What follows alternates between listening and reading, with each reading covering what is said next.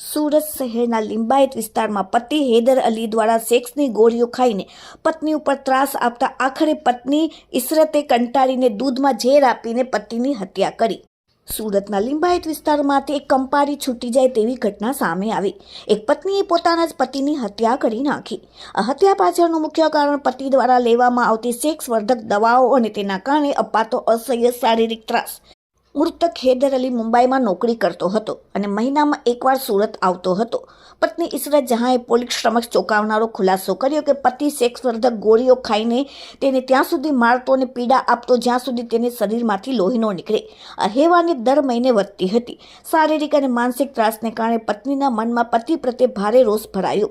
જ્યારે તે મુંબઈથી ઘરે આવતો ત્યારે પત્ની તેને હંમેશા માટે રસ્તામાંથી હટાવી દેવાનું આ વખતે મન બનાવી લીધું। હત્યા કરવાના ઈરાદે પત્નીએ 1 જાન્યુઆરીએ હૈદર અલીને રાત્રે પીવા માટે હળદરવાળું દૂધ આપ્યું। આ દૂધમાં તેની ચોરી છુપીથી ઉંદર મારવાની ઝેરી દવા ભેળવી દીધી। આ ઝેરની અસર ધીમે ધીમે થવા લાગી। 5 જાન્યુઆરીએ હૈદર અલીની તબિયત અચાનક લથડી। તાત્કાલિક હોસ્પિટલમાં દાખલ કરવામાં આવ્યો। સુરતની સ્મીમેર હોસ્પિટલમાં તેનું મોત નીપજ્યું। એક સામાન્ય બીમારીથી મૃત્યુ થયું હોવાનું નાટક પત્નીએ રચ્યું।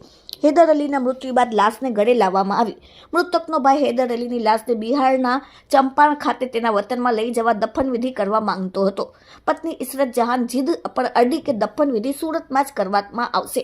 ભાઈ ભાભી વચ્ચેના વિવાદને લીધે ઉગ્ર બોલાચાલી થઈ। જીદ અને તેના વર્તનને જોઈને મૃતકના ભાઈને શંકા ગઈ અને ભાઈના મોતમાં પત્નીનો જ હાથ છે, જેના પગલે તેણે પોલીસને જાણ કરી। પોલીસને શંકાના આધારે મૃતદેહનું પોસ્ટમોર્ટમ કરાવ્યું।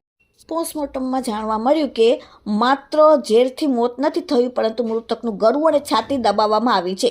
રિપોર્ટ મુજબ તેને કારણે હૈદર અલીનું મોત થયું। પત્નીએ કબૂલ્યું કે ઝેર આપ્યા બાદ જ્યારે તે નબળો પડ્યો ત્યારે તેને ગળું અને છાતી દબાવીને તેને સંપૂર્ણપણે મોતને ઘાટ ઉતારી દીધો। લિંબાયત પોલીસે આ મામલે પત્ની ઇશરત જહાન વિરુદ્ધ હત્યાની કલમો હેઠળ ગુનો દાખલ કર્યો છે અને પત્નીની ધરપકડ કરી છે। Bureau report, daily India TV, Surat.